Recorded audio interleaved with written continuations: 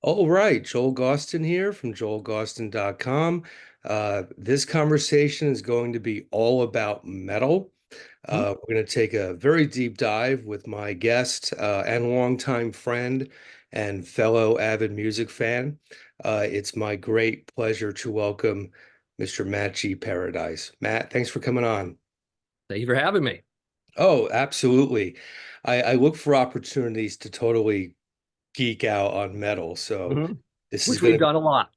Yeah, this is going to be the conversation to do it with. Sure. Um, but for the benefit of the viewer who may not know about your history, Matt, you've been very active in multimedia Mhm. for longer than I've known you. I've known you for a long time. You first hit my radar, I suppose it was at least 20 years ago. Okay. Um, and you've been involved in all sorts of things, embracing developing technologies and developing media. So I was hoping you can kind of give a brief synopsis of your history as far as producing content and where things currently are now with you. Sure. I think a lot of what I do now kind of starts with college radio. Back in the early 90s, 90 to 92 specifically, I went to a college up here in northern Vermont, and I wore a million hats. I was assistant general manager, production manager, music director, metal director, and DJ to three shows. I was almost general manager. I think I was for about 5 minutes before the school academically dismissed me because I spent 14 hours a day in the radio station, let my grades lapse. So that happened. But I loved radio. I loved the music end of things and all of that. And I did bands before that, probably from like 84 to 92, mostly metal bands, but also skirting into other stuff, like early alt rock and stuff as well. Some goth stuff, some hardcore stuff. And yeah, radio was the big deal. And then I started doing zines probably around 93 or so. I did a sort of anti-culture kind of fringe magazine called Poo Poo Magazine, for those who remember that. I did that probably from 1993 to I know the end of the 90s specifically. 1995, I did a zine on Satanism called Not Like Most. I did that up until 2009, which is long after the zine craze. And somehow managed to hang on for quite a few more issues because of just the audience for that. So I still love music a lot. Again, I haven't done bands much since then, but I definitely was doing things like internet radio later. And then and then YouTube, of course, here I've been doing for the past 5.5 years, I think it is, doing the Accusation Network, which is a very strange name for what I do. I get that a lot, but I'm kind of stuck with the name, so I'm not going to change it. It's too late, basically. Well, the Accusation Network is your presence online, Mhm. and you have several. I should mention you have a Uh-huh. very wide footprint with all these things. But the Accusation Network specifically is a metal focused channel. Yes, Um, specifically metal. and you do all kinds of very cool things. You do reviews, you do vinyl hauls, you do very specific things. Like, for example, you did a video quite recently going through old order forms Mhm. Yeah, on the merch forms. classic metal records and kind of get Yep. into the fandom side of it, which I Mhm. really appreciate. Absolutely. But for you, when and how did metal really kind of take hold of you and turn you into such a fan to where you've built this growing presence diving into the genre? Mhm. Sure. I think for me, like a lot of teenagers of the 80s, a lot of things started with radio and the rock bands that were on the radio. Maybe they were maybe hard rock or on their way to that. More innocent acts like Journey and Pat Benatar and stuff like that. Stuff with a little bit of an edge, but was still kind of safe. It probably wouldn't be until about 1982 I discovered a number of bands. Ozzy Osbourne as a solo artist was a big one, Randy Rhoads era especially. I discovered Black Sabbath through Ozzy and not the other way around, which is interesting. Um, yeah. past that, I mean, I started doing bands in '84. I think that was a natural extension of that. I played bass for a few years, and then I switched over to vocals. I did 4 years of vocal training as well for that. Um, I did play with the idea of majoring in music education for a couple semesters at that Northern Vermont college while I was doing college radio. But I mean, obviously, that chapter of my education kind of fell away, and I did education later in other things, but yeah, all of that. Well, I wanted to talk a bit about the culture of metal, Okay. particularly in the 80s, because you're a few years older than I am, but I came up as a metalhead myself in the mid to late 80s. Right. And, this was the time of Satanic Panic. Mhm. This was the time of the Judas Priest subliminal message trial. When I was in elementary school, there was a time when Ozzy t-shirts were actually banned, you know. Mhm. So metal was seen as very threatening. Um, Thankfully, some of that seems to have subsided as the years have gone on. Right. Right. But because you were coming up around the same time, why do you think, as a genre, it really did appear to be for the unenlightened, such a problem, such a thing to cast aside and put away? I think a number of things were going on politically and socially in the 1980s that really factor in. I mean, Reagan came into power, all of that, his religious right fundamentalist buddies kind of came in too, were given a lot of prominence and all of that. Conservatism run amok. I mean, I remember going to high school where most of the kids were wearing skinny ties and, polo shirts and khakis and all those kinds of things. And I was this kid in denim and leather and spikes, you're going to stick out. That's par for course. I never really complained about that. It was one of the things that was different from me and some of my other friends. They were like, "Oh, woe is me." I'm like, "Dude, you look different. You're gonna get treated different. It's the way of the world, especially in the 1980s." I kind of enjoyed a little bit of that controversy. I remember the PMRC came and all that other stuff. They put those stickers on the records, and damn if I didn't go buy them even harder because you're telling me to buy them. They're bad. Oh, I got to get them. But so I enjoyed a lot of that. I think as a teenager, it was easier for me to do that. If I was 10 years older and in the workforce and all of that, I might have been a little more concerned with some of my associations and other things like that, especially if we're talking about Satanism and the Church of Satan. Mhm. But other than that, I had a pretty good time with it. I really enjoyed it. And in 1989, I was 21 years old. So I left the 80s as an adult and all of that. I also suspect too, I've long believed that some of the negative attitude towards metal Mhm. is class based. If you look back at the roots of Black Sabbath in Birmingham, for Sure. example, it's working class music, Yeah. and I've always suspected that may have been a contributor to some of the negativity because it's kind of grubby, you Mhm. know. Yeah. The grubby kids go to see the metal shows. Sure. Yeah. Um, so especially in the 80s too, where things were so class-based culturally, it was Hmm. all about the Reaganomics and Yeah. the yuppies and the Mhm. cocaine and the wine. And then you've got these kids who are pumping gas going to see Judas Priest. Right. Absolutely. Yeah. Um, so thankfully we sort of moved past that. And, Mhm. obviously metal now is at least half a century old and is still persevered, and it's a Yeah. genre that's just going to keep going and going. One thing that really impressed me was the last time I saw you in person, we ended up at a Raven show Yes. in Worcester, Mass. Yep. And, I'd gone out specifically to see Raven. And until I arrived at that venue, which was Ralph's Diner out Mhm. there, which is a Great cool place. place to see a show, I hadn't realized how massive the scene was Yeah. down there, because predominantly when I'm hitting Boston or Massachusetts these days or these recent years, it's Yeah. more hardcore based because I'm friends with Mhm. a lot of those guys. Right. But I was shocked and very kind of encouraged by how fruitful that whole scene was. And we're talking guys with the bullet belts and Yeah. the high pitched voices and the whole thing. This Um, is very different from the 1980s in Worcester because I grew up in Worcester. Back in the 80s, I mean, Venom was banned, right? I mean, that actually happened.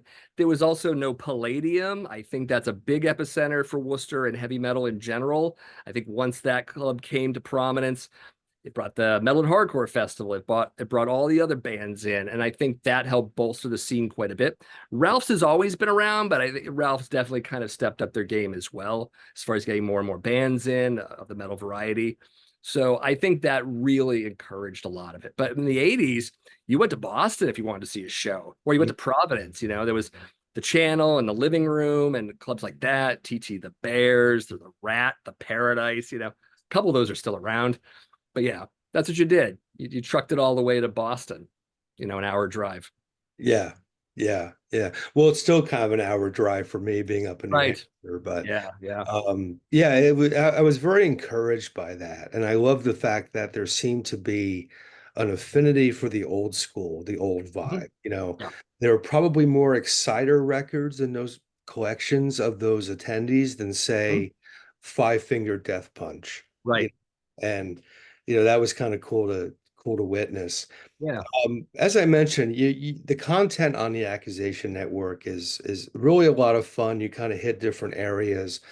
Um, how much of your content comes from you, and how much of it comes from suggestions from viewers or friends in the scene who have an idea that you kind of run with it moving forward? Most of it is me. I'm always welcome for ideas, and I try at the end of my videos to, tell people to hit the comment section. If you want to see something along these lines or different, let me know. I always do that, but a lot of it is me. A lot of it is just it usually comes in two things. One, I have a vast knowledge of metal, so I want to share that. But then there's also all these other little pockets that I don't know anything about. And so it's a really good excuse to actually do the research and do a video on it, because then I learn something, and then I hopefully someone else learns something. And I really love those as well. They're the fun ones as well. Well, what's been some of the greatest stuff musically you've been introduced to just through the course of doing this channel and interacting with fans who may say, "Hey, if you like this, you're really going to dig this band." I mean, who really blew your mind as a result of being active in producing this kind of content? As far as music, or as far as Yeah, as far as bands or albums or things that you yeah. wouldn't have known otherwise about. I really have gotten more into modern death metal in the last few years.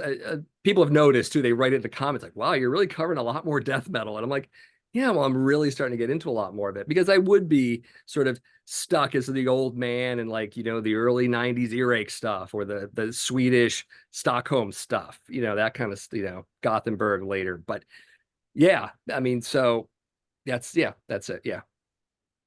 So, who are some examples of the newer death metal bands that are really hitting home for you at the moment? I'm really digging 200 Stab Wounds quite a bit. They just put a new album out, I think, on Metal Blade. They're great. I've seen them twice now. A lot of these bands do tour with some of the more old school bands. I did see them with Obituary. Also, Gruesome is another great band. They're kind of a tribute band of sorts. I really dig them quite a bit. I saw Exhumed recently in Denver. I was on vacation, and I saw them with Skeletal Remains, great death metal band, as well as Bewitcher, which is a cool blackened thrash band. So yeah, those are definitely some of the bands I'm listening to for sure. Well, what's great about where metal is right now is as far as the newer names you just shared, I haven't heard of any of them, and I get pummeled with promos every week from Sure, them. sure. you know, Yeah, and the fact that I'm getting hit with so much and there are still names I'm hearing who are new, right. it just goes to show how, as I said earlier, that genre has really kind of progressed and It has has. stayed healthy. I know that you do quite a few vinyl reviews of new Mhm. material, and you kind of get into what you're digging about the record, you know, a great fan perspective on the experience of listening to new metal. Um, what are some current releases that you feel are really representing the genre well and perhaps even taking it forward? Um, wow, that's a big question. Uh, yeah, boy, I didn't really have to think about that one. Because I was actually going to pull some records. Uh, Again, Skeletal Remains. I really can't say enough about that band. I got into them a couple records back, so I was really excited to see them live. Amazing show. Definitely into them. I did discover a band called Uwada. They're a kind of black metal band, sort of. There's some heavy metal mixed in and some post metal stuff as well. Very interesting stage performance. Just look on YouTube for it. I was immediately grabbed by this band. It's one of those moments at a show where you're like, gotta hear this band, gotta get the record. But unfortunately, I was at the show. This was my last day in Denver, and my travel funds were running out pretty fast. I was looking at my phone and my bank account going, damn it.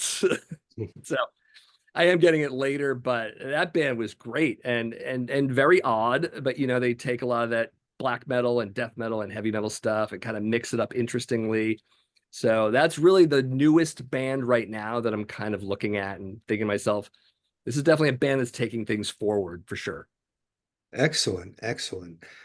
Certainly because as you mentioned, when you were coming up in metal, it was sort of the 80s. Mhm. And I know you're certainly a big fan of the heavier stuff. Sure. But I know you, as I did, kind of grew up on the Motley Crues and Mhm. that Oh great yeah. that great hair metal era, which I First say wave. Yeah. with great fondness. Yep. And there are so many of those bands. A stunning number of those bands are still out there playing. They have Uh, you for know, better or worse. yeah, in Sure. many cases, but Frontier out in Italy, Yep. Yep. put out the vast Yep. majority of those bands who are still playing. I Yep. haven't listened to it yet, but I just got Mr. Big's new record sent to me. Yeah. So there's this real Rat Pack Records is another one of those labels as well. right, and I believe they're based here in New Hampshire, actually. Possibly. I'm not mistaken. They're definitely New England based. I think they may be up here.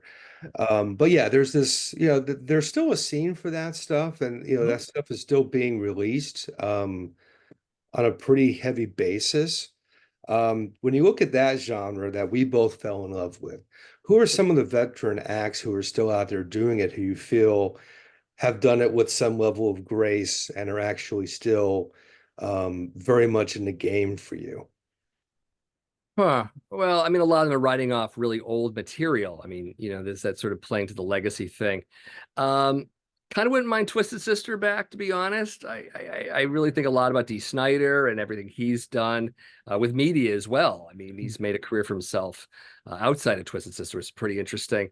Um, People don't talk about it much, but Poison's not doing too badly these days. I think they still put on an interesting show. I watched a clip about a month ago and full of energy, jumping around. I'm like, wow, these guys are still, they're not phoning it in like a lot of other bands I see.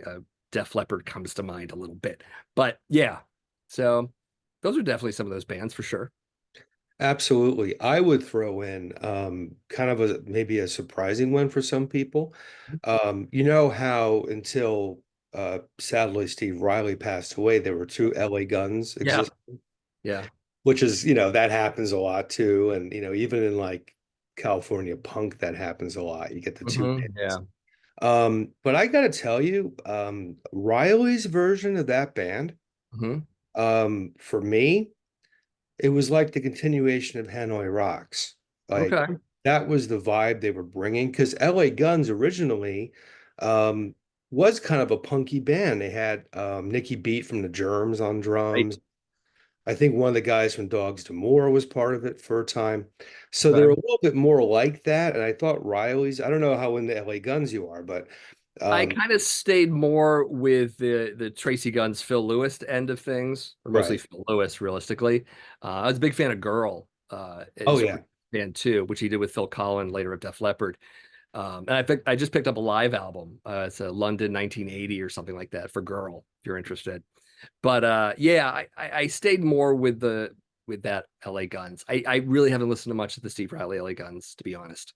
Yeah, some of it's decent. I was impressed by it. They did the two albums. Renegades is a very strong album. The one that Okay. came out after he had passed away was called The Dark Horse. Mhm. It's got some good moments on it. Like I would suspect you're into like the whole Hanoi Rocks thing as Oh yeah, well. absolutely. It's not an exact replication of that, but it could very easily fall under that umbrella. You know what I Mhm. mean? Like that good kind of glammy, Yeah. scummy kind of LA vibe. Yeah. They really perfected it. So I throw that name at you as something to possibly check Right. out from that era. Um, so let's really go deep on this, man. Mhm. You have decades worth of listening to metal albums and talking about metal albums and all of that. Let me throw some questions at you. I'm curious to see where it's going to go. Sure. Uh, and when I say metal, I mean all subgenres. We're Right. not going to break it down like that dude who did that what a Headbanger's Journey did. We're not going to go there. Okay. No, no So treat. Yeah. so when I say metal, I mean Obituary and I mean Motley Crue. It's Mhm. all the same thing. So with Absolutely. that said, Yep. what would you say are the three most underrated metal albums of all time? Wow. Oh boy. Maybe the first Fastway album. Mm. Um, yeah, the first two really, but that first one's pretty amazing. We mentioned Hanoi Rocks, Back to Mystery City. It's a killer album. Um, and if we go more into glam metal, I'd probably say No Respect from Vane.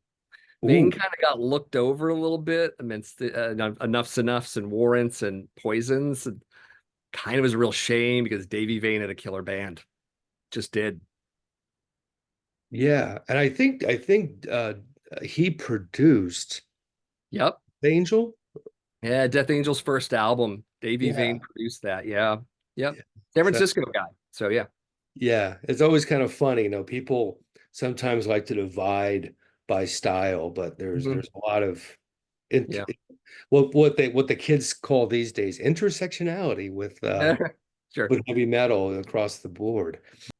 What are some current releases that surprised you, that you had an expectation, whether it's a veteran artist or a new one, and you Mhm. kind of had a feeling of what it was going to be going in, and it really made you go, "Wow, this record is far exceeding whatever expectations I had for it." You mean better than, not just worse than? Because I could name quite a Well, it few. could maybe both. Maybe a Yeah. record that blew your mind, or one that really Sure. bummed you out because of how Yeah. unappealing it ended up being. So this is actually an older record. It came on the 2010s. This is Motley Crue's Saints of Los Angeles. I had just gotten it on vinyl because it was $12 in a bin. I was like, okay, sure, for $12 I'll buy it. And I really love the title track like a lot. But then the rest of the record is just garbage. And I thought it would be like the title track, and I don't know why I was upset this record's how old now, but yeah, yeah. Title track rules though. But the rest of the record's dog crap.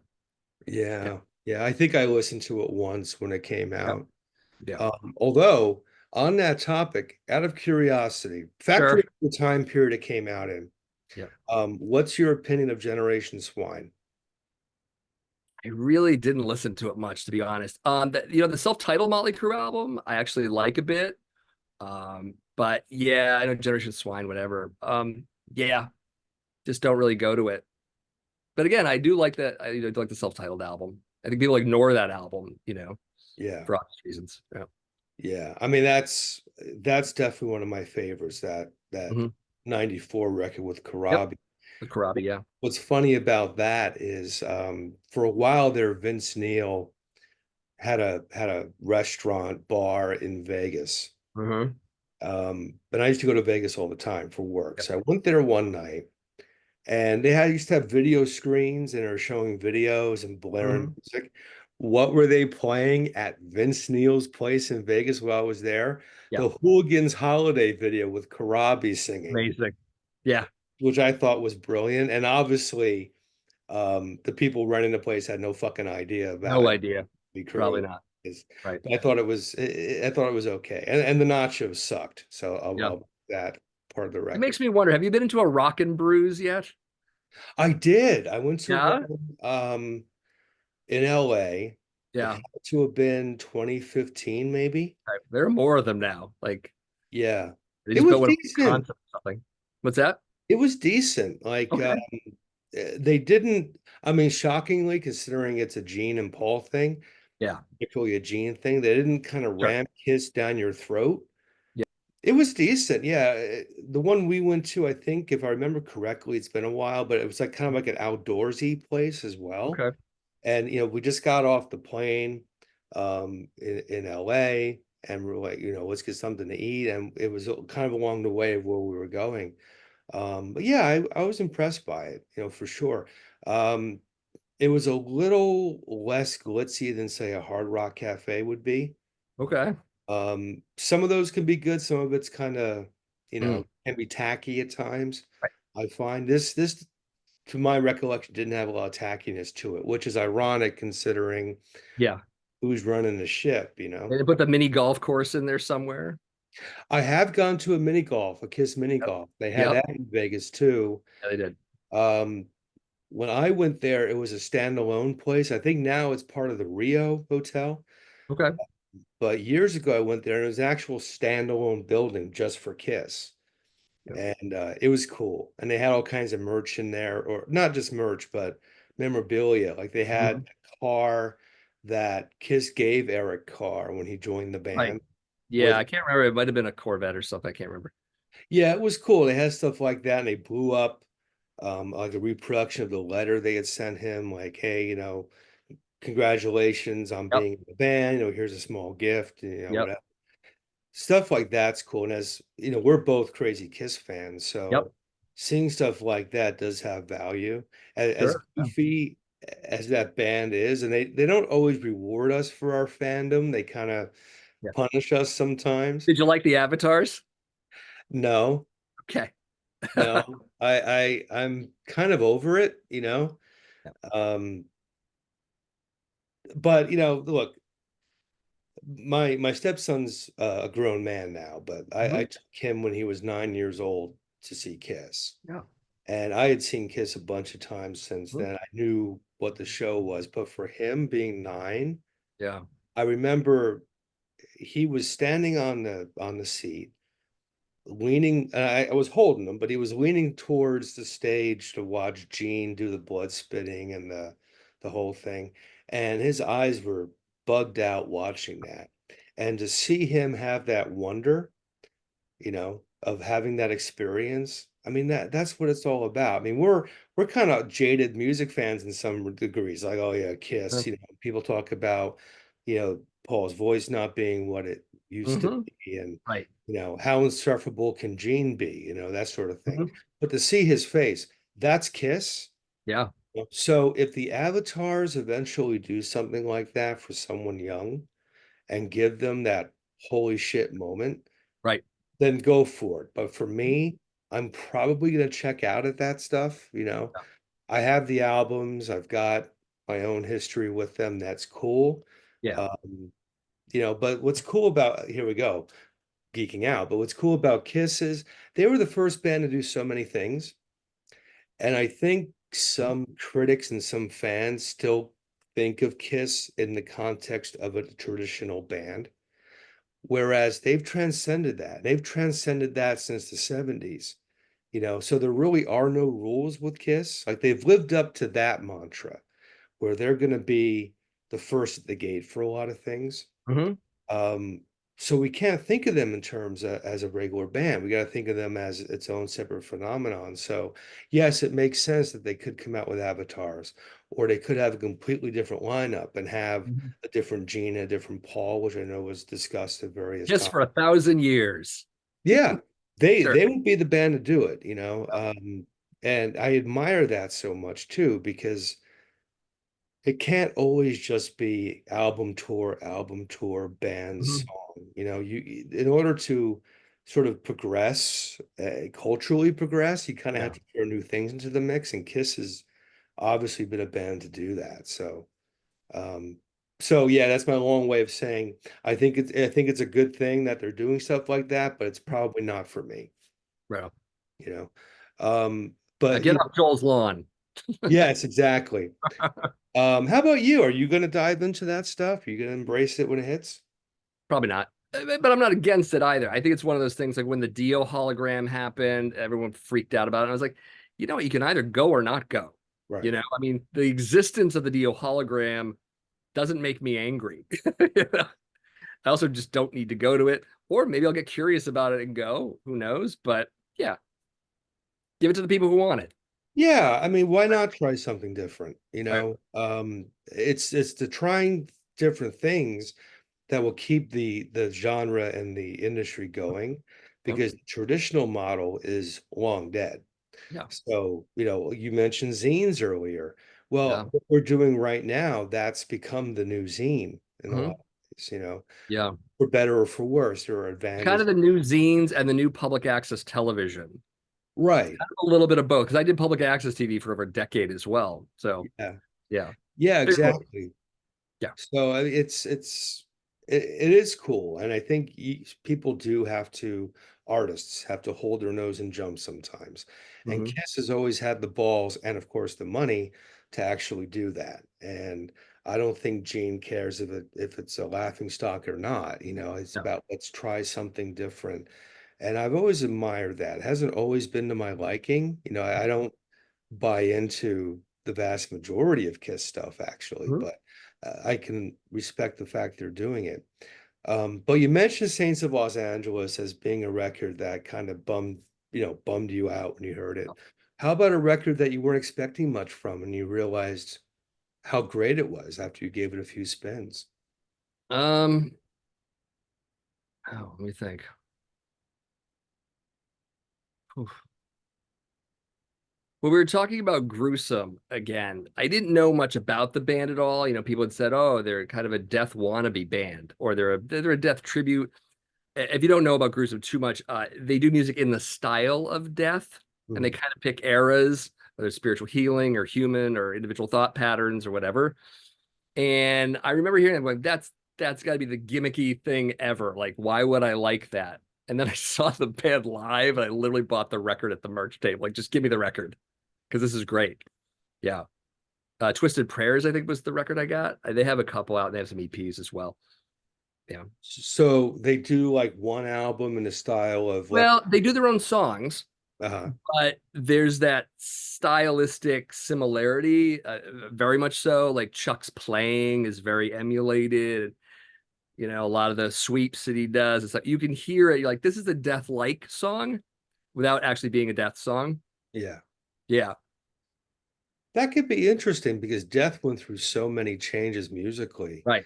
Yeah. You had the Like 80s, you had the early 90s, and the stuff after. Yeah. Yeah, and if you listen to a record like Leprosy, I don't think there's much at all in the way of drum fills or anything like that. Right. Yeah. And then you listen to, Human, which Yeah. is all drum fills, and Yeah. jazz, and Yeah. Sean Reiner was incredible. Hmm. That's cool. I'll have to check that out. Kind of Yeah. reminds me of a band called October Noir. Okay. I think I've heard of, I might have heard one album. I can't remember. That name's super familiar. I mean, they're pretty much an homage to Typo Negative. Yeah. Uh, Okay. the singer sounds just like Peter. Hmm. The production is exactly like Typo Negative. Uh, Okay. and at first, listen, because I was sent the stuff, and I'm like, does the world really need this? Hmm. And after listening to the album, I'm like, yeah, the world kind of does, because I certainly like that sound Yep. and haven't heard it since Pete passed. So it's kind of Yep. neat that somebody, I mean, in one respect, it's kind of like, find your own way forward. But at the same time, it's like I can appreciate the fact that they're bringing a sound that actually had some meaning to people. Hmm. And I think that's the same with Death, because as you Yeah. know, there's that Death to All tour that Yes. keeps moving I was around. going to mention them as well. Yeah. So people really do appreciate that band and that music. Certainly now that there's not going to be any more from the band proper, certainly. Hmm. Um, Excellent. So I know you've got your finger on the pulse of a lot of things happening down the pike as far as metal. We're roughly at the halfway point of 2024 as we look towards the second half and what you're aware of as far as things coming. What's some music that you're anticipating at this point that will very likely end up being part of the channel at some point soon? Um, there are some records. I think Anthrax is recording right now. I wouldn't mind hearing a record from them. I do like the Return Joey Belladonna stuff quite a bit. I know some people are like, whatever. I checked out when John Bush came. And I do like some of the John Bush stuff too. I think Sound of White Noise is a great album. Um, I like John Bush in general. I like Armored Saint and all that. By the way, March of the Saint turned 40 years old today, just so you know. Speaking of Armored Saint. Awesome. But yeah, I think the new Anthrax album I've been thinking about. I think it's also about time King Diamond finishes that new album of his that we've been waiting years for. Those are things I would definitely look forward to.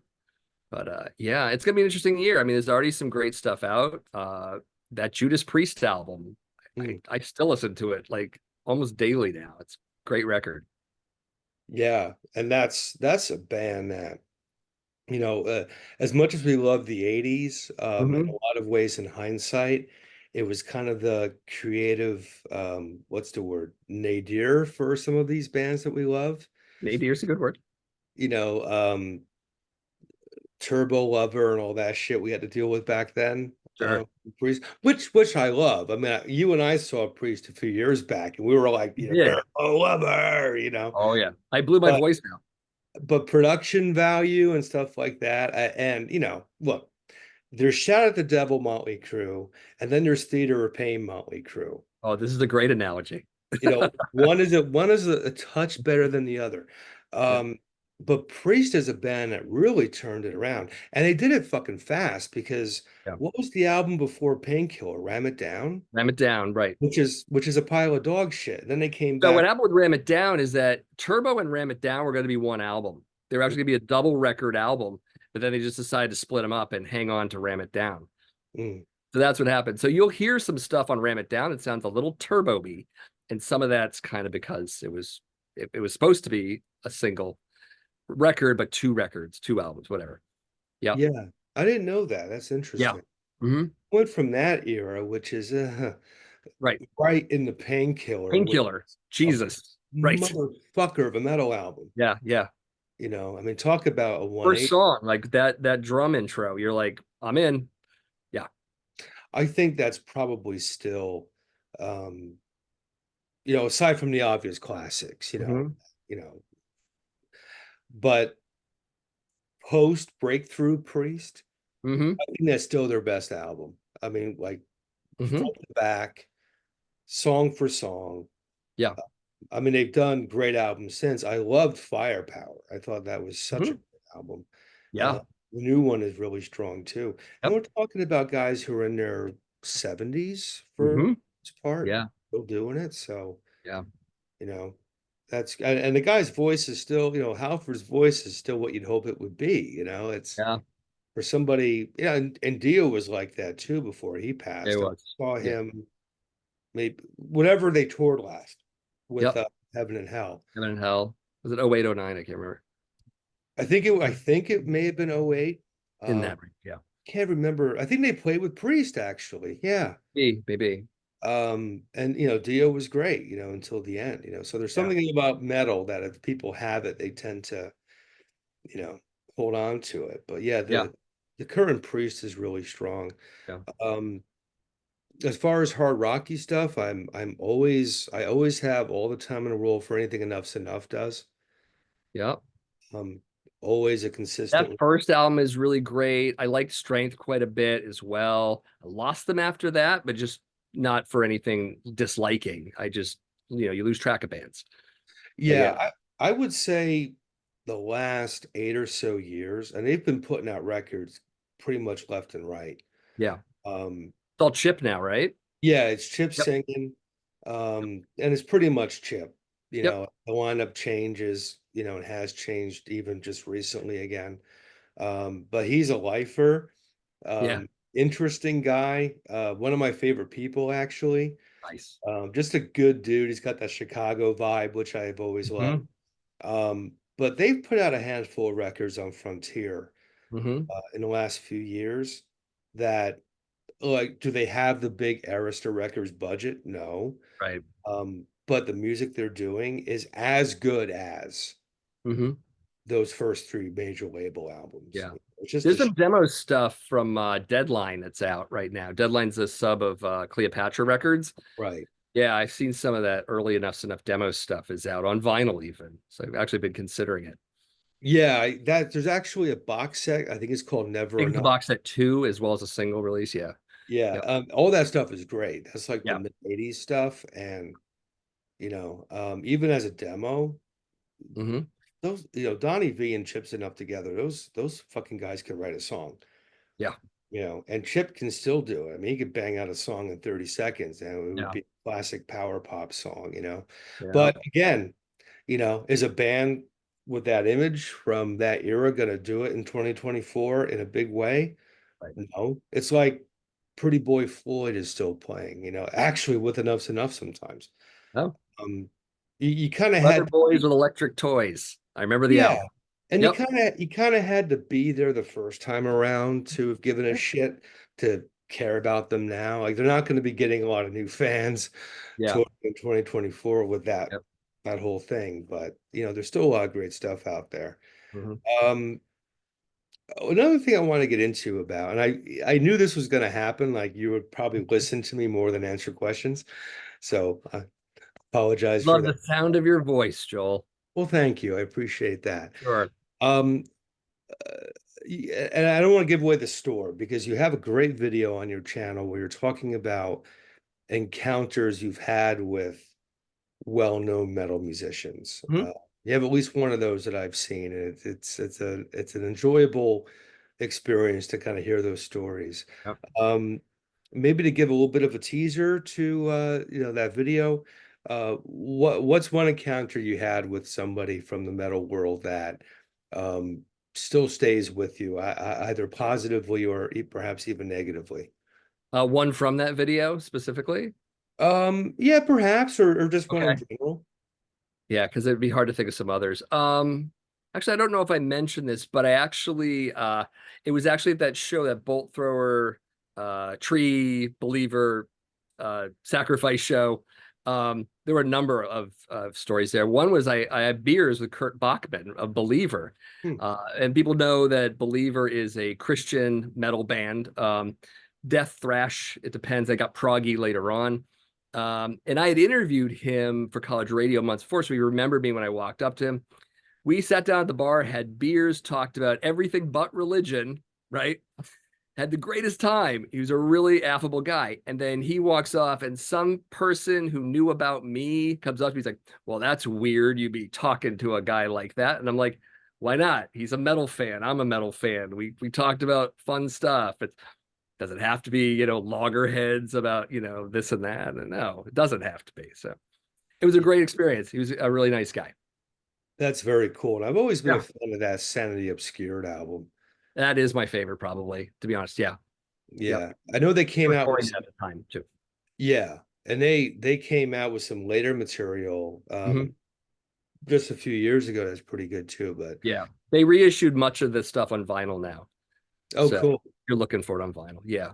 Yeah. Well, I mean, you bring that up and it reminds me, as you know, I've interviewed Michael Sweet from Stryper quite a Hmm. bit, and Right. maybe doing so again soon on He the is show. your analog to this story. Yes. And he's somebody if you ever get a chance to interview Michael, I would recommend doing it Right. because you two would get along. I Um, have some Striper back there, by the way. I do. yeah, The modern stuff. I liked Goddamn Evil, and it was Only the Devil Believes or something like that. yeah. Yeah, And great record. the one they came out with a couple years back, the final Final battle, Battle. Yeah. it's decent. I mean, they've gotten heavier as time has gone Mhm. on. Yep. They can all play. I mean, they're Yeah. top level musicians. And Even the Uh, Devil Believes. I was trying to think of the title of it. Never mind. Go ahead. that's what it was. Yeah, Yeah, yeah, yeah. yeah. Um, I was remember the artwork more than the album title sometimes. Amazing artwork. Right. Yeah, amazing. Um, and I A love you, power metal Michael. band now. That's what I thought when I Yeah, first. like amazing, but also bordering on ridiculous at the same time. Sure. Yeah. Um, which is metal. I mean, let's Yeah. face it. We look at the dumbest shit, on these Right. record covers, but You can take one of those modern Striper covers and put it against Ross the Boss. His solo. uh-huh. They're pretty identical art wise. Yeah. But Michael's one of us. I Yep. don't mean philosophically, of course, but Sure. he's a guy you sit down and talk about Black Sabbath with, and he'd be Yeah. all into it. He's just Right. one of those guys. Yeah. I've always felt that's one of the best things about metal. Yeah. Uh, you have a history with some punk and hardcore stuff too. Hmm. Right before we started recording, we were talking about the band Tree. Hmm. Great bunch of guys, great Boston hardcore band. And not specifically about Tree. I would never say this about their audience, which is great. But when you get into like punk and hardcore, there's division. You Hmm. know, it's like, oh, Yeah. you're this, you're that, you're not real, you're a poser. You go to I a remember a lot of that in Los Angeles when I was out there in the late 80s, like early 90s, because I was a guy who liked metal and I liked hardcore a lot too. And, I'd be ready to go to a show, and my girlfriend's like, don't wear that. Don't wear that. You will get your ass beaten by wearing that. I'm like, what? I go to New York, no one cares, or wherever, Boston, no one cares. But yeah, in Los Angeles in that time period, that was that whole image conscious decade, and it permeated into punk and hardcore and every other scene as well. So yeah, right. But yeah, with metal, I've never had that experience. And yeah, I've been going to metal shows since I was in grade school. yeah. So at least 1990. Hmm. You never get that because it's like if Yeah, you're in the room, like if you made it into a Testament show yeah, or a violin show or yeah. Bloody Corner show in this decade, you're kind of there because you're legit. Like there aren't many people looking for points because they like corner, you Yeah. know, you're kind of there because it's doing something for you. They're not named three songs. Exactly, Right. exactly. And Okay. that's always been a metal thing, I mean, there was that car like you're a poser. It was like, who the Mhm. fuck's gonna pose with this shit in 2024? Right. Nobody, Right. nobody. It's not popular enough to pose over. Right. You Yeah. know, people are posing over whatever, Right. Ariana Grande or whatever that stuff is. Hmm. But yeah, that's one of the cool things about metal. I wanted to kind of get into it with you as far as the actual format that you're using with the show. One thing I've really liked about your channel is you do produce videos. I have a preference personally for being a little more bare bones with what I do, Sure. but you really make a great effort, and obviously you have years of experience doing production. Hmm. Yeah. Um, with YouTube now being largely the preferred method, Hmm. sort of thing, um, what do you see as some of the real advantages of this kind of format versus maybe some other things you've explored in the past? Well, I started on public access television, which is, basically the cable viewership in your town. And then out of all of those people, a small minority of those folks are probably going to like what you do, because my old show was Subterranean Cinema. It was weird. It was fringe, I was playing Gigi Allen and the Unarians and, all those folks, Church of Euthanasia, on Mhm. and on, right? So that was only going to have, a limited audience. But, on YouTube, you've got potential for many, many thousands. I mean, depending on how popular your channels, maybe more. But I definitely like that. I mean, I got to the point, it was 2009, 2010, whatever, when I was like, I'm doing all this stuff, but I mean, are more than 10 people watching? Yeah. So it was just natural to jump to YouTube. It just made sense. I mean, after I was doing other things in the interim, I was doing internet radio and podcasting and stuff like that. And then I jumped to YouTube at that point. And certainly in the last 4 years, let's say the pandemic era, Hmm. video production. Um, it seems that a lot more people are doing this, obviously, Hmm. It's Yeah. kind of like what audio podcasting was a decade ago, where Mhm. it seemed fairly easy to do, and because of that, there were a lot of people doing it. And it just sort of went from audio to doing this thing on YouTube.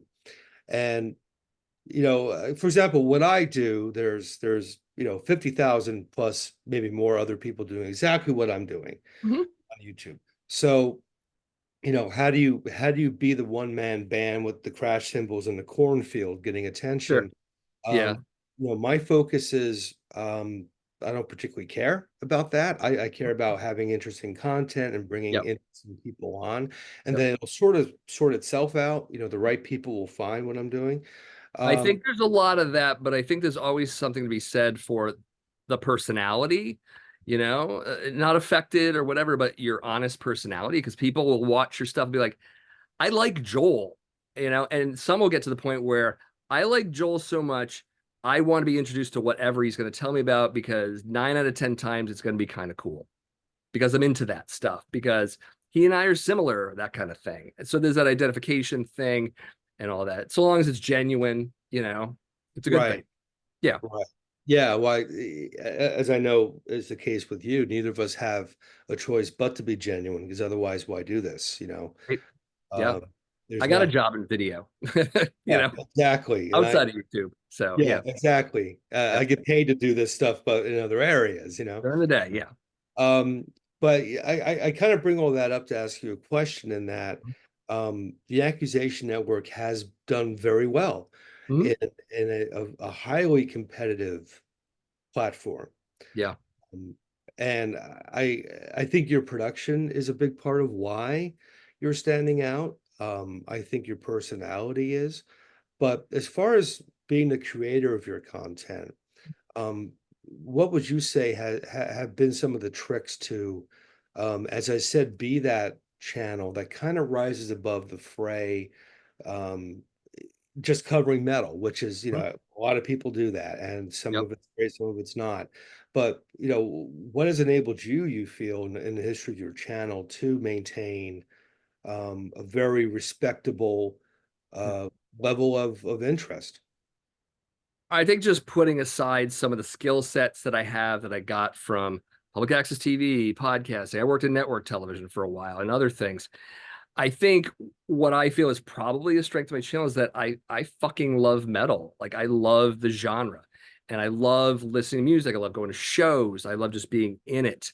And I hope my viewers see that. I mean, I try to put that forth, but that motivates everything because that makes you want to listen to the record, go to the show, research the crap out of a band you know nothing about, but you're really excited about, all of that stuff. So, yeah, that's it. It's basically a love for metal.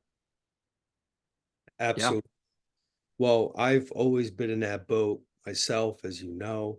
I appreciate your work. I'm a big fan of the channel. cool. Uh, Thank you. I like what you Thumbs up bring. for Joel. I obviously anybody watching this video needs to subscribe to Match Channel, and all that information will be in this video description. And I just thank you for producing it, because metal is an important genre for me. Mhm. And I like the personality you bring to it and the fandom you bring to it. Um, It's also kind of a unique genre in that people are really intensely into it. There aren't a lot of casuals in this genre. I read a joke that Brian Posehn talked about, like there's not that guy with his shirt off screaming and shaking his fist going R&B, yeah. So we kind of have that a little bit. Or if you take it full bore and go the Manowar way, it's a religion, I guess. But yeah. yeah, that band has always been something else. Yeah, yeah. I mean, they have to know they're full of shit. I mean, I think that's maybe the beauty of. Maybe, I was watching one of their home videos. It was Hell on Earth something or other. And I was watching Joey and Eric talk and this and that. And like, they're invested, I think, beyond a sort of self-awareness. I really felt that when I watched these interviews because I'm like, nah, you're in, you're all in, and it isn't an act, but, you know, yeah. So I don't know. I don't know if there, again, that level of self-awareness is really there, but I loved the band in the 80s a lot. I didn't follow stuff after the Triumph of Steel too much with them. And they take a decade to put a record out now. I'm not even sure, but Yeah, yeah. yeah. Well, they seem to have fallen into a niche that's treated them very well. Yeah, especially in Europe. Yeah, Yeah. yeah. They have that. They've captured that grandiose, Hmm. you know, all the things that outsiders laugh at first about metal. They've Right.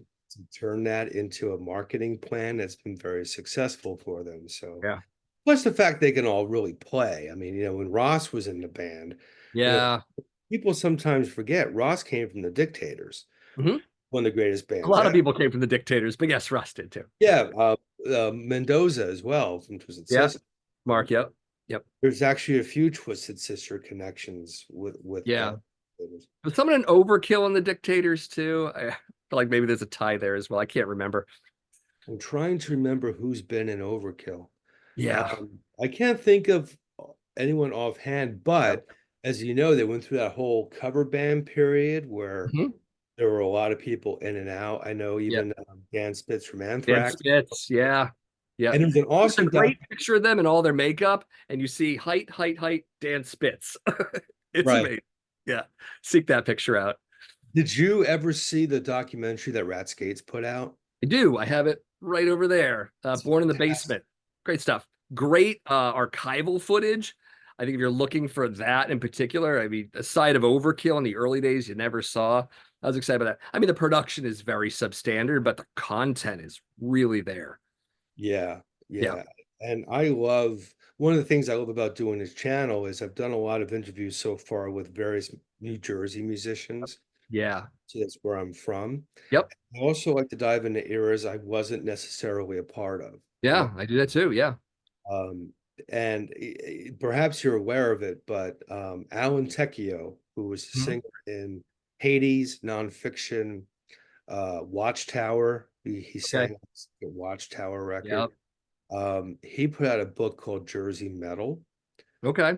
years ago with Frank White, the famed metal photographer Frank Okay. White.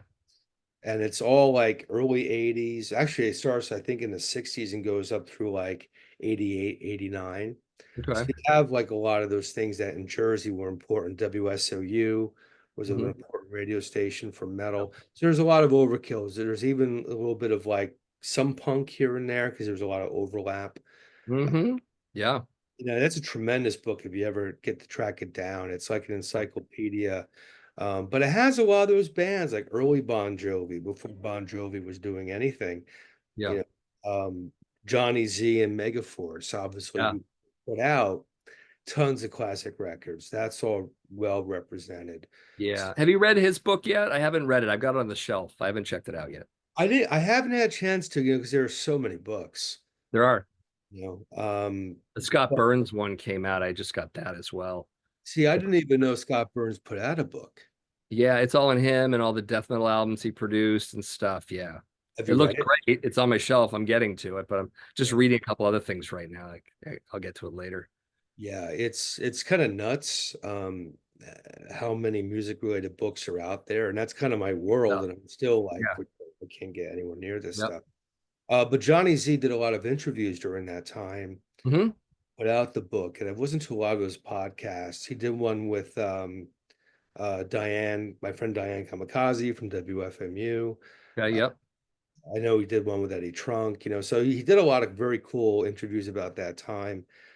And I love that era. That music was very special and remains special. And I just had on this channel Phil from Monster Magnet Hmm. talking about the Old Bridge Metal Militia, which was a huge scene in Jersey, Yep. which spawned Megaforce. And you Yeah. know when Metallica got signed, they were kind of out in Jersey for a while, Hmm. Raven and all that stuff. So it's such a rich history. It's kind of impossible it's like being, trying to catch fish in a fishbowl. Like which Yeah. book do you read first and Yeah. which history? But I Zazula also had a record store, didn't he? Johnny Z. Yeah. I He think had it was, like, yeah. yeah. I heard a lot about that record store in particular. Was it called Rock and Roll Heaven? Yeah, and I believe it was like part of a flea market, if I recall Something? correctly. Yeah. But for a lot of people of that generation from Jersey, that's where it all sort of blossomed. And Yeah. a lot of those people, whether it's publicists or even bands, are still kind Yeah. of, I mean, look at Testament, and bands like that, they're Yeah. still touring. I think they're coming around actually to sort of our neck of the woods relatively soon, Hmm. October or something. They're Yeah. Yeah. playing House of Blues, I guess. Okay. So all that stuff is still kind of around. Um, Questions are popping into my head as I'm talking to you. Sure. Did you ever experience the Maryland Death Fest? I have not. It's one of those things I keep meaning to get around to. I've been invited next year to go, and I probably will. Not a big fan of Baltimore, but I'll go. I got a friend there, Mr. Slaughter. You know Yep. him. Yep. Um, So yeah, I might go. I always want to go to these festival things, even though my legs aren't what they used to be. I don't know if you feel this at festivals, but you're like, holy crap, hour seven, my knees are killing me. It's age, it kicks in. I'm almost 56. Reality sets in, but still want to go, still want to see the bands, put up with the pain. Yeah, Yeah. yeah. Well, I know it wasn't Maryland Death Fest, certainly, but you were somewhere at a festival with our dear mutual friend Dave Mhm. Ingram from Yep. Benediction. Yes, this one. Quebec Death Fest. Okay. It's funny I'm wearing the shirt. Yeah, that Yeah, makes that was sense. 2018 or 19. I know it was pre-COVID for sure. Yeah, Yeah. And that yeah. was fantastic. My God. Oh yeah. Yeah. And Benediction, I mean, really the Yeah. best thing they could have done was bring Dave back into the Yeah. band. Absolutely. One of my favorite stories, though, from that was I was hanging out with this guy backstage, this one guy, really nice guy into metal. We're talking about metal. It's really great. Has this long white hair. I don't recognize him. He walks off. Ingram comes up. He's like, "What did you think of Martin?" And I'm like, "Van Drunen?" He's like, "Yeah, did you not know you were talking to him?" I'm like, "No." We had been drinking, like all of us. So I go back up to Martin. I'm like, listen, Martin, I'm really sorry. I don't even know why I have to explain this, but I didn't know it was you because the last picture I saw of you was in Pestilence, you know? Right. And I'm Yeah. familiar with Asphyx and the other stuff, but just hadn't seen a photograph of you in 30 odd years or whatever it is. So yeah. And he laughed. He thought it was hilarious. But in a way, that's Oh, cool. yeah. Yeah. You That's cool when you don't know who somebody is and you still have a Yeah. nice conversation with them. Sometimes when you don't have that air of, oh, I'm talking to so and so, Yeah. it's a little bit more relaxed, you know. Yeah. Um, and of course, we always got to give a shout to Mr. Ingram. Hello, David. I'm sure you're going to be watching this. He Uh, hates my British accent, by the way. Anytime I do, he's like, oh, David and I had an interesting time at Maryland Death Fest one year, but yeah. as we always say, was what happens in Baltimore stays in Baltimore. Yeah. He was out there with hail of bullets at the time. Yep. I remember that. So I mean, I can't imagine anyone watching this video is unfamiliar with David Ingram. But for those who may be, uh, what a history, benediction, bolt thrower. Uh, Tons of projects he did oh, with Rogge Johansson, all sorts of stuff. Yeah, yeah. So definitely check that out. I believe Benediction is recording a new album they at are. the moment. Um, Yes. so, when that drops, definitely support that band. And that's a band that's been around for a long time as well. Of Mhm. course, Yeah. Army from Napalm Death.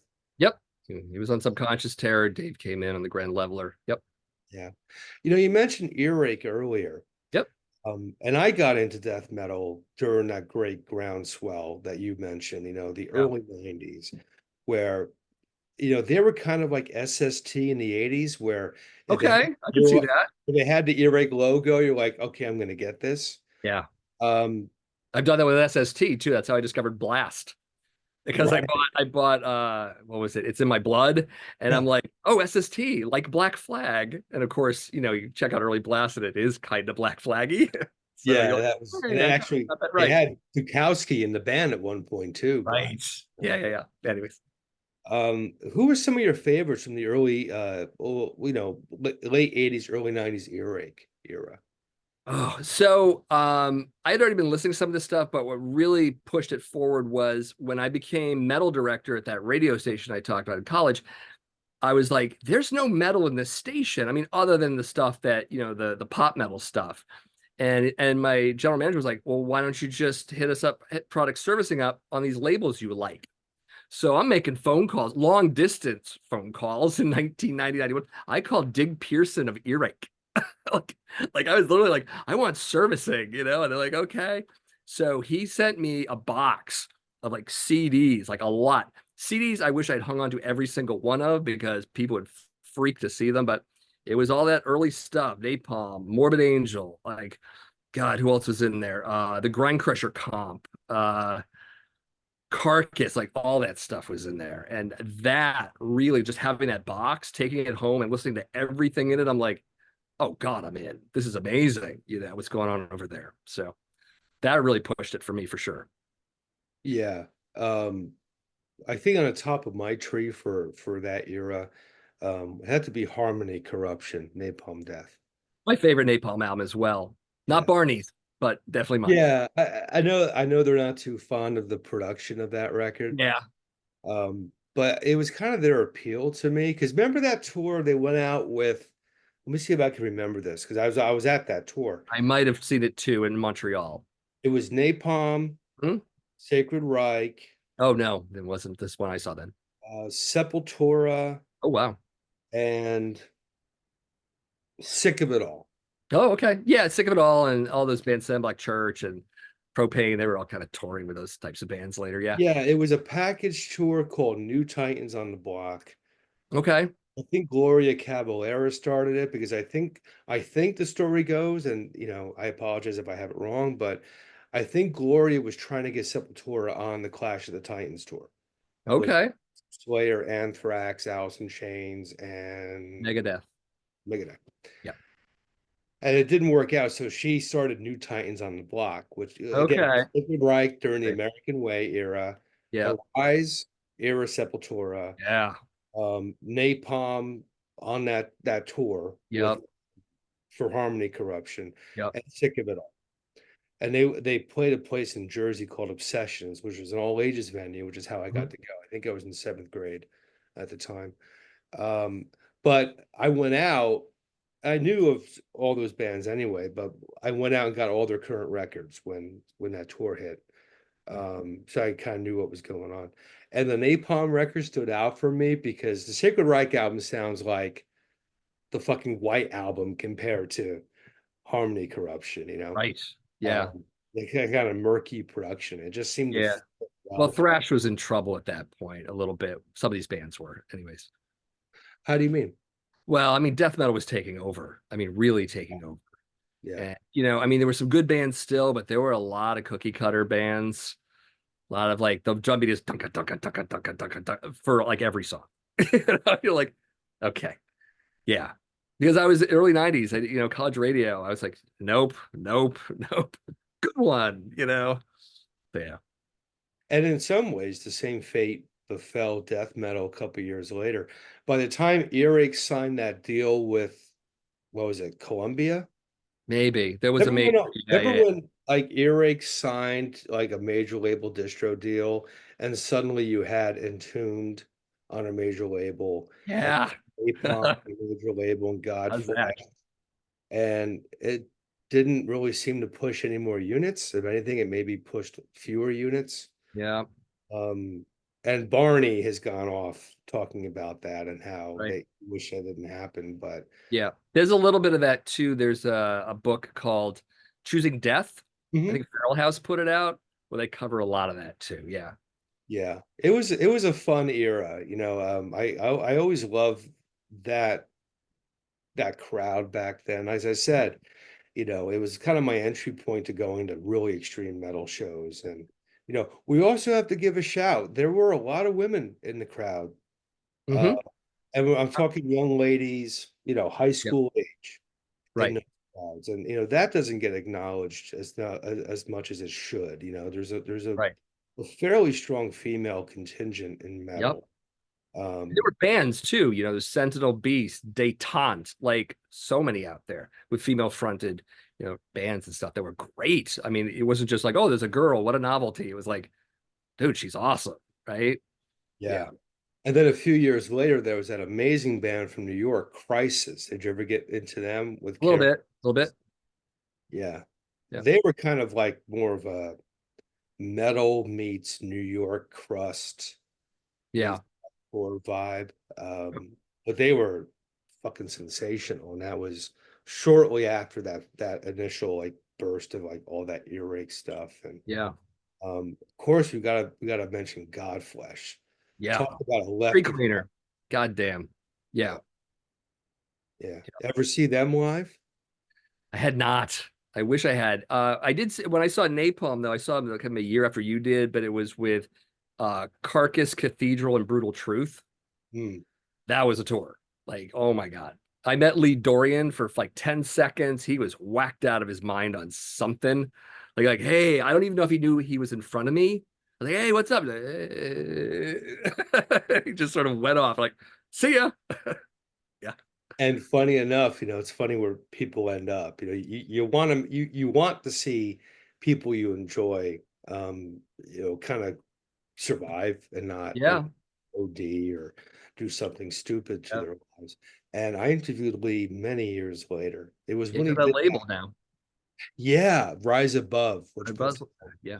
amazing stuff. Yeah. Very 70s centric kind of thing. Yeah. That's where we got Lucifer and uh so there are other bands too, but that's the one I really love that came out of there for Yeah. sure. And they're still putting out amazing Yes. stuff. They just Yep. get better and better and better and better. Yeah. I dig all five of them. So yeah. Yeah. And Johanna is one of the nicest people ever. She's Yeah. just Killer fantastic. voice, easy on the eyes, but even if she wasn't, killer voice, you know? Yeah. Yeah. She's great. She's Yeah. great. I've I've been lucky to cross paths with her quite a bit over the years, and she's really cool. Um, but I interviewed Lee when he put out that With the Dead project, which I've I heard of done. it. It was well after the cathedral thing. Right. But he was talking about, we had to kind of work out the timing to do the conversation because he had to pick up his kid from school, and we're kind of focused on that, No. like he's got like shit going on, which is great to see. We want to see people actually live, relatively stable lives, Yeah. because it kind of means they stick around longer if they end up Mhm. there. Right. In a very literal sense. But Godflesh, if you even now if they come Yeah. around and get a chance to see that show, I saw them in Chicago and Yeah. talk about just intensity, Yeah. whether it be the volume or Justin's voice, it's just Mhm. you're just pummeled with just this Yeah. raw intensity. I can imagine. And they didn't have to go the speed metal thrash grind, Mhm. whatever you want to call it. They were just Yeah. like sometimes mid-tempo drum machine, and Yeah. it Yeah. rips it apart. Yep. Great stuff. But before we wrap up, Matt, I know I've actually it kind of maybe feels like you've been interviewing me and vice versa. I kind of had a feeling it would go this way, and you and I have Yeah. had how many hours of conversations offline about this sort of stuff. Quite a You know, few. it's always great having this chat with you. But before we Yeah. wrap up, are there any things in particular you'd like to mention about the channel or any information that would be good to share with the viewer? I drop videos on Monday mornings, depending on where you are in the world. It's Monday morning to me. I'm on the East Coast, of America. It is international after all.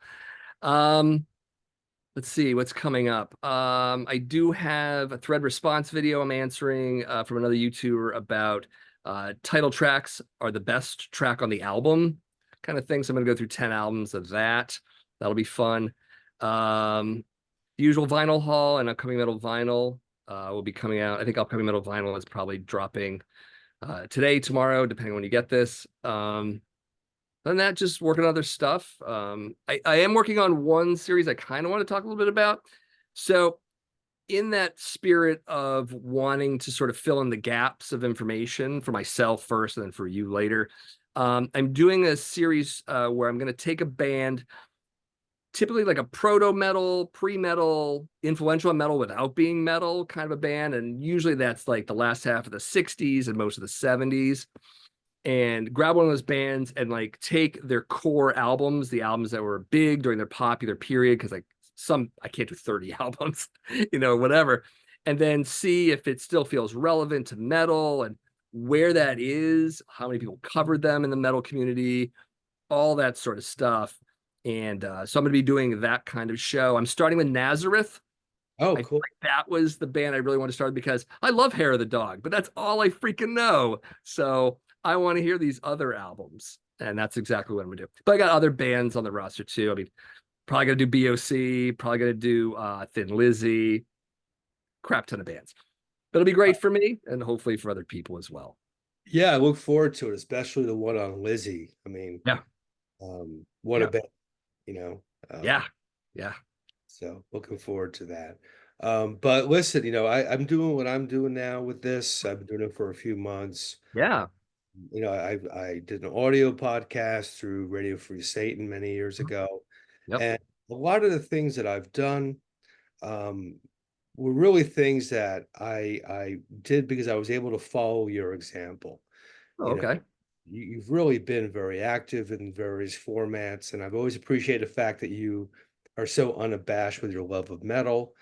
And in many ways, you're a step ahead a lot of us other content providers doing this stuff. So I wish you nothing but the very best. I know your channel is going to be fantastic moving forward. Thank you. Such a fan. And it's been great to connect with you. I think it's been about 3 years since we've had a proper chat at this point, at least two. Yeah. So I'm going to be in Worcester in August. I don't know if you want to meet up at Ralph's. yeah, yeah. I'm going to be down there for the Blood Feast show is happening on the 10th. There are a bunch of other bands. I actually have the list here because I don't have glasses on. Here's the old man. Here he is. The ninth is gonna be Funeral Chant, Hellfinder, Eye Destroyer, and One Master. And then the 10th is gonna be Blood Feast, Ancient Death, Ravage, Apollyon, and Troll Milk, whoever the heck they are. Troll Milk. I'm gonna see those two shows. I'm gonna be down there from the 8th to the 18th, Uh-huh. hanging out with Eric. You know how it goes. Hello, Eric. Yeah. I Yeah, yeah. Let's do think they're that. outdoor shows too, which they don't always do. So yeah. Yeah, I mean Worcester's not too terrible of a Mhm. trip from here. So yeah, Yeah. let's do that for real. We'll All right. definitely. And in the meantime, it's always great talking to you, my friend. Thanks for being a part of my channel. I appreciate it. Absolutely.